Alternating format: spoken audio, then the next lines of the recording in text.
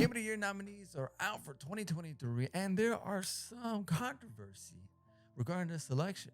There is followed Alan Wake 2, Baldur's Gate 3, Marvel's Spider-Man 2, Resident Evil 4 Remake, Super Mario Bros. Wonder, and The Legend of Zelda Tears of the Kingdom. Now, I'm not here to debate which game to knock off these top 6. If I had to make a decision, and you were forcing me to, Resident Evil 4 is in question. A remake in the top 6, especially a year like this, it's a little sus, in my opinion. I'll let you guys down below discuss amongst yourself. I'm just here to question no Starfield. That is head scratching. Nowhere to be found. Only one nomination to be, in fact. And the reason I keep coming across as you search through Twitter is, well, it didn't rate high enough. The Metacritic score is critical. It's crucial when determining Game of the Year. Well, I'm here to say, nah. I beg to differ. As history would have it so, let's take a trip down memory lane and take a look at this so-called Metacritic. You can't have any 81s, 82s, 83s in the final 6. That's preposterous. Well, let's find out. The crazy thing is, you don't have to go that far back. In 2022, a game by the name of Stray made it into the top 6. Do you know what that Metacritic score was? 83. The same score as Starfield. Now, like you guys are all saying, you can't have 83s in the final 6. You just can't. It can't. It's too low. Well, let's go on the hunt and see a game that scored higher than Stray. Vampire Survivors. Fun game. Scored an 87. What on earth is Stray doing there? It doesn't make sense. It doesn't hold up to the narrative. Keep moving on. Ghost of Tsushima. 83 again.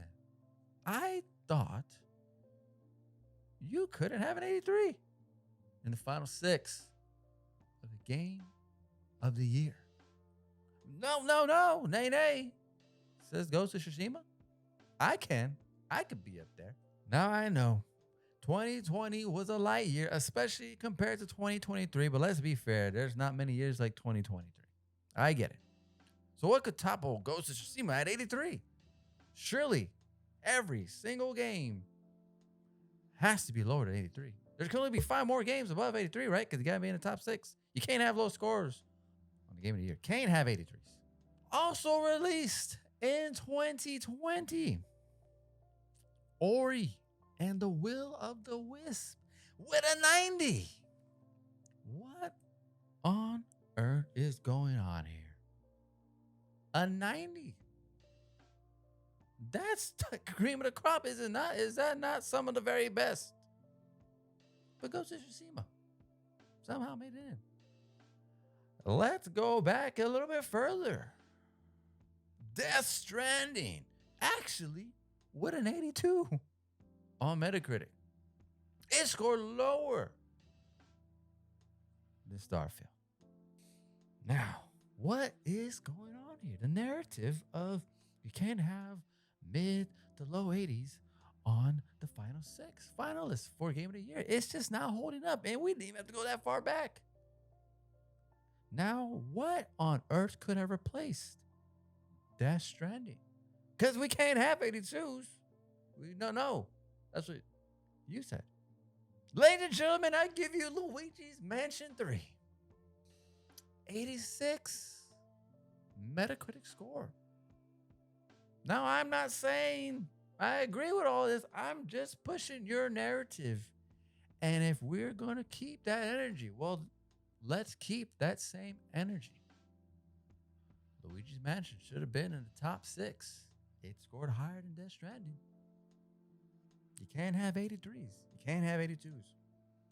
That's why Starfield isn't there.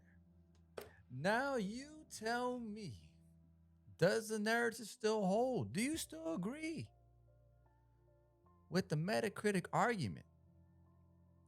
You can't have 83. You just can't.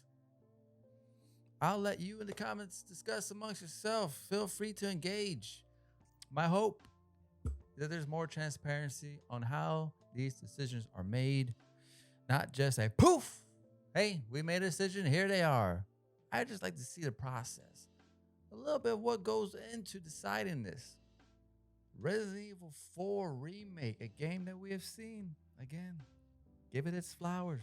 Give it its flowers. It did its thing for its time. But did it really deserve a top 6 over Starfield? Let's talk about it. Write in the comments down below. What do you think? And please be respectful, because best believe you will get sniped.